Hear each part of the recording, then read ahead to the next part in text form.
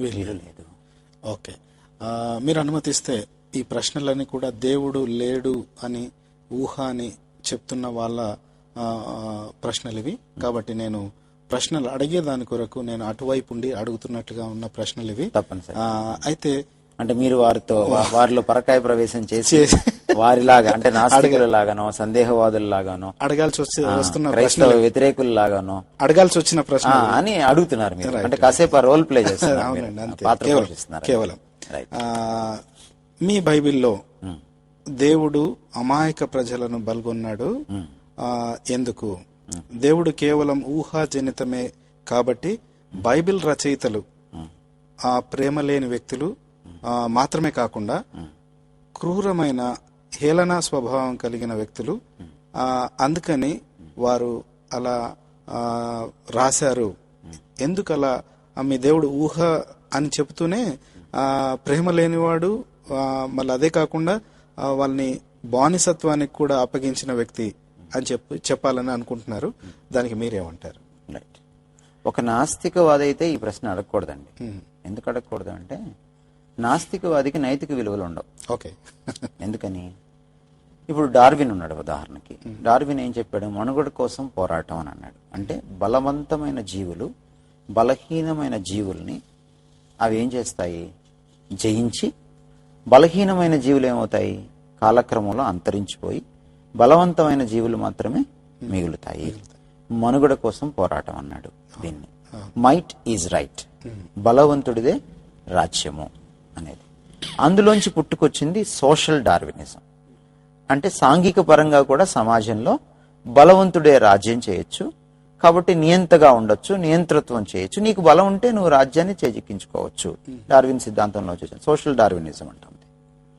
నా దేవుడు లేడు అని కాసేపు మనం అనుకుందాం.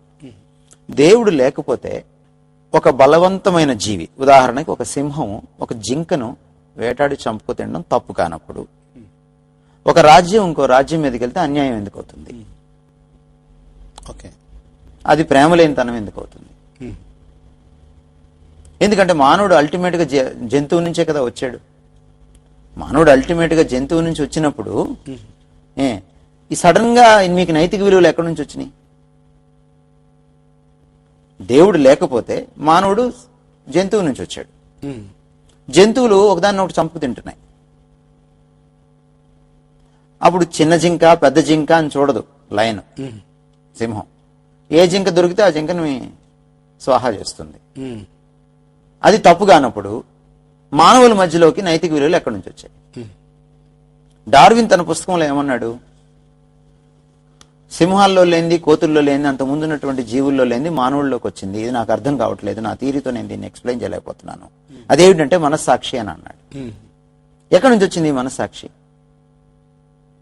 అంటే దేవుడు అన్యాయస్తుడు, దేవుడు ప్రేమ లేనివాడు అని చెప్పాలంటే కూడా ముందు దేవుడిని అజ్యూమ్ చేసుకోవాలి, ముందు దేవుడు ఉన్నాడని అనుకోవాలి. లేకపోతే ప్రమాణం ఏమిటి? సరే ప్రేమ అంటున్నారు, మరి దేవుడిని పక్కకు తీసేస్తే మాలిక్యూల్స్ మధ్యలో ప్రేమ ఏంటి? మాలిక్యూల్స్ మధ్యలో ప్రేమను నిర్వచించమనండి. రెండు జంతువుల మధ్యలో ప్రేమ ఉంటుందా? ఉండదు. నైతిక విలువలు ఉంటాయి సంబంధాల్లో? ఉండదు. చెలికి చెల్లికి తేడా తెలియదు జంతువులకి.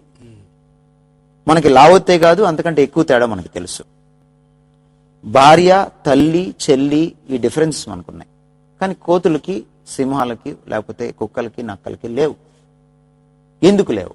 నీకొక్కడికి ఎట్లా వచ్చాయి? ఈరోజు నువ్వు ప్రేమ గురించి మాట్లాడుతున్నావు, కానీ దేవుణ్ణి తిరస్కరిస్తున్నావు. ప్రేమ గురించి మాట్లాడి నువ్వు దేవుణ్ణి తిరస్కరిస్తూ ఉన్నప్పుడు దేవుడు లేకుండా అసలు ప్రేమ, అన్యాయము, న్యాయము, ఇది తప్పు, ఇది రైట్ అని ఎలా చెప్తున్నావు? నీ ప్రమాణం ఏమిటి? ఎక్కడి నుంచి వచ్చింది నీకు ప్రమాణం? సిఎస్ లూయిస్ నాస్తికుడిగా బ్రతికాడు చాలా కాలం. ఆక్స్ఫర్డ్ యూనివర్సిటీలో చాలా మేధావి అయినటువంటి ప్రొఫెసర్. ఆయన మ్యాడ్లిన్ కాలేజ్లో ఆయన ఇంగ్లీష్ ప్రొఫెసర్గా పనిచేశాడు. ఈ నాస్తికుడు దేవుణ్ణి తిడుతున్నాడు, భార్య చనిపోయింది అని. తిడుతూ ఉన్నప్పుడు దేవుడు లేడు అని నమ్మేటువంటి ఈ నాస్తికుడు, ఈ మేధావి, ఈ లాజికల్ పర్సన్ ఎంతో మందికి ఎన్నోసార్లు దేవుడికి వ్యతిరేకంగా ఎన్నో లాజికల్ లెక్చర్స్ ఇచ్చాడు ఆయన. ఆ రోజు కూర్చొని ఇంట్లో ఆయన తిడుతూ ఉన్నప్పుడు ఆయనకు ఒక ప్రశ్న స్ట్రైక్ అయింది. దేవుడే లేకపోతే నేను ఎవరిని తిడుతున్నాను? రెండవ ప్రశ్న స్ట్రైక్ అయింది ఆయనకి. నేను దేవుణ్ణి తిట్టాలంటే నాకు ప్రమాణం ఏమిటి? నాకు ఇది అన్యాయం అని చెప్పడానికి నాకు ప్రమాణం ఏమిటి? నేను మొన్నే కదా పుట్టాను. అసలు మానవుడిలోకి, వాడి గుండెల్లోకి ఇది అన్యాయము, ఇది న్యాయం అనే ప్రమాణం ఎక్కడి నుంచి వచ్చింది? సో కాబట్టి దేవుణ్ణి వ్యతిరేకించేవాళ్ళు, దేవుడు ఊహ మాత్రమే అని ఊహించుకునేవాళ్ళు చూసారా, వాళ్ళు మీ పాత నిబంధన దేవుడు, మీ బైబిల్ దేవుడు ఎందుకు చిన్నపిల్లల్ని చంపేశాడు, ఎందుకు మహిళల్ని చంపేశాడు, ఎందుకు అమాయకమైనటువంటి వాళ్ళని చంపేశాడు అని అడిగే ప్రశ్న అవకాశం లేనేలేదు. నెంబర్ 2, ఒకవేళ దేవుణ్ణి నమ్మి నీతి న్యాయాల్ని నమ్మినవాడు ఈ ప్రశ్న వేయొచ్చు. ఓకే, ఎందుకంటే నీతి న్యాయాలు దేవుడి దగ్గర నుంచి మాత్రమే వస్తాయి. మాలిక్యూల్స్ నుంచి, జంతువుల నుంచి రావు. ఎవల్యూషన్ లో రావు, పరిణామ సిద్ధాంతం ద్వారా రావు, పరిణామ క్రమంలో రావు. సో ముందు దేవుణ్ణి నమ్మి, ఆ దేవుడు కూడా ఎలాంటి దేవుడు? బాణాలేసి చెట్టుచాటున దొంగతనంగా శత్రువుని చంపే దేవుడు కాదు. న్యాయవంతుడైన, నీతి కలిగిన, ప్రేమామయుడైన, పరిశుద్ధుడైనటువంటి, కృప కలిగినటువంటి, పాజిటివ్ లక్షణాలు కలిగినటువంటి, ఒక పరిపూర్ణమైన లోపం లేనటువంటి వ్యక్తిత్వం కలిగినటువంటి దేవుణ్ణి నమ్మేవాడు ఈ ప్రశ్న లేవనెత్తచ్చు. ఏమని లేవనెత్తచ్చు? ఎందుకు బైబిల్ దేవుడు ఇలా క్రూరంగా ప్రవర్తించాడు కొన్ని సందర్భాల్లో అని అడగచ్చు. తప్పకుండా తప్పచ్చు. ఒక ప్రశ్న వస్తుంది. అయితే ఆ ప్రశ్న రాకముందు ఏం ఒప్పుకోవాలి? దేవుడు ఊహ కాదు, వాస్తవం అని ఒప్పుకోవాలి. ఓకే, చూసారా, ఆ వాస్తవమైన దేవుడు ఈ లక్షణాలు ఉండాలి. ఒక పర్ఫెక్ట్ బీయింగ్, లోపము లేనటువంటి, నైతిక సంపూర్ణత కలిగినటువంటి వ్యక్తిత్వం కలిగిన వాడని ఒప్పుకోవాలి. ఒప్పుకున్న తర్వాతనే అట్లాంటి దేవుడు ఎలా చంపగలిగాడు, అట్లాంటి దేవుడు ఎలాగ శిక్ష విధించగలిగాడు అని అడగడానికి అవకాశం. రైట్? ఇప్పుడు దానికి జవాబు మనం చెప్పుకుంటే చాలా సులభమైనటువంటి విషయం. ఉదాహరణకి అమాలేకీయుల్ని దేవుడు శిక్షించాడు బైబిల్లో. చూసారా, అమాలేకీయులకి దేవుడు ఎంత టైం ఇచ్చాడు? 400 సంవత్సరాలు టైం ఇచ్చాడు రిపెంట్ అవడానికి, పశ్చాత్తాపడటానికి. మీరు ఎవరినైతే, ఏ రాజ్యాల మీదకైతే ఇశ్రాయేలీయుల్ని పంపించి కనానీయుల మీద, అమాలేకీయుల మీద, ఫిలిష్తీయుల మీద, ఐగుప్తీయుల మీద, ఇలా రకరకాల వ్యక్తుల మీద ఇశ్రాయేలీయులు దండయాత్ర చేసి వాళ్ళు యుద్ధాలు చేసినప్పుడు అమాయక ప్రజలు కొంతమంది చనిపోయారు అని వీళ్ళు అంటున్నారు. అలా చనిపోయారు అని అంటున్నప్పుడు దాని వెనక హిస్టారికల్ బ్యాక్గ్రౌండ్ మనం జాగ్రత్తగా చూస్తే ఏమవుతుందంటే, దేవుడు కొన్ని వందల సంవత్సరాలు వాళ్ళని ఓర్చుకున్నాడు. మీకు గుర్తుందో లేదో, యోనా నినివేకి వెళ్ళి ప్రసంగం చేసినప్పుడు వాళ్ళు వెంటనే మారుమనసు పొందినప్పుడు దేవుడు ఏం చేశాడు? వాళ్ళని కనికరించాడు. ఉగ్రత వారి మీద కురిపించడానికి ఇష్టపడలేదు. మీరు యెహెజ్కేలు గ్రంథం 18వ అధ్యాయం 21 నుంచి చదివితే 23వ వచనంలో ఏమంటాడు దేవుడు? ఒక దుర్మార్గుడు చనిపోవట నాకు ఇష్టమా? దుర్మార్గుడు చనిపోతే నేను ఎలా సంతోషించగలుగుతాను? ఎందుకన్నాడు దేవుడు ఆ మాట? ఇంకా అంటాడు దేవుడు, దుర్మార్గుడు తన నడతను మార్చుకుని నా వైపు తిరగడమే కదా నాకు ఇష్టం అని అంటాడు. అయినను దుర్మార్గుడు తన నడతను మార్చుకొనకపోతే వాడిని నేను తప్పకుండా శిక్షిస్తాను, చంపివేస్తాను అని దేవుడు అంటాడు. అంటే ఇష్టం లేకుండా దేవుడు ఎందుకు చంపుతున్నాడు? అసలు ఇన్ ద ఫస్ట్ ప్లేస్ మొట్టమొదట ఎందుకు ఇష్టం ఉండదు దేవుడికి దుర్మార్గుడిని చంపడానికి? ఎందుకంటే దుర్మార్గుడుగా తన స్వరూపంలో చేయబడ్డాడు కాబట్టి. యేసుక్రీస్తు ఈ లోకానికి వచ్చి చనిపోయినప్పుడు దేవుడు క్రూరుడైతే ఈ లోకానికి తన తండ్రిని, తన కుమారుడిని ఎందుకు పంపిస్తాడు? దేవుడు క్రూరుడైతే మన పాపాన్ని, మన దుర్మార్గతను, మన నీచత్వాన్ని తన మీద వేసుకొని తానెందుకు శిక్ష చెల్లిస్తాడు? ఇవన్నీ మన ఊహలు మాత్రమే. అయితే దేవుడు ఎందుకు శిక్షిస్తున్నాడు? న్యాయవంతుడు కాబట్టి. న్యాయవంతుడు కాబట్టి వాళ్ళు చేసిన పాపాన్ని ఓర్చుకొని చివరికి అది పరాకాష్ఠగా చేరుకున్న తర్వాత వాళ్ళని శిక్షిస్తాడు. శిక్షించేటప్పుడు ఎలా శిక్షిస్తాడు? ఒక మనిషిని ఇంకొక మనిషి ద్వారా శిక్షిస్తాడు. ఉదాహరణకి నేను మర్డర్ చేశాను, 2 కాదు, 3 కాదు, 20 కాదు, 200 మర్డర్లు చేశాను. చివరికి చట్టానికి దొరికాను. చూసారా, నన్ను ఎవరు శిక్షిస్తారు? జడ్జి గారు నాకు శిక్ష వేస్తారు. కానీ నన్ను ఎవరు ఉరి తీస్తారు? పోనీ నేను అమెరికాలో ఉన్నాను అనుకోండి, నన్ను ఎలక్ట్రిక్ చైర్లు ఎవరు చంపేస్తారు? పోనీ ఇంకో దేశంలో ఉన్నాను అనుకోండి, నాకు విష ఇంజెక్షన్ ఇచ్చి ఎవరు చంపేస్తారు? ఇంకొక మనిషేగా, ఇంకో మనిషే చేస్తాడు. అందుకని అక్కడ కసాయి వాడు ఉంటాడు. వాడు ఏం చేస్తాడు, ఓ ప్లేట్ ఇలా లాగంగానే కుర్చీ అందులో పడిపోతుంది, అందుకెళ్ళి పడిపోతుంది. నాకు ఉరి తీయబడుతుంది. ఈ ఉరి ఎవరు తీస్తారు? నన్ను ఇంకొక మానవుడే తీస్తాడు. కానీ ఎందుకు తీస్తాడు ఇంకొక మానవుడు? వాడు నన్ను శిక్షించట్లేదు. జడ్జి గారు శిక్ష వేస్తే వాడేం చేశాడు, అమలు చేశాడు. అలాగే అమాలేకీయుల్ని, ఐగుప్తీయుల్ని, లేకపోతే ఫిలిష్తీయుల్ని లాంటి వారిని దేవుడు శిక్షించేటప్పుడు ఎలా శిక్షించాడు? ఇశ్రాయేలీల్ని వాడుకుని శిక్షించాడు.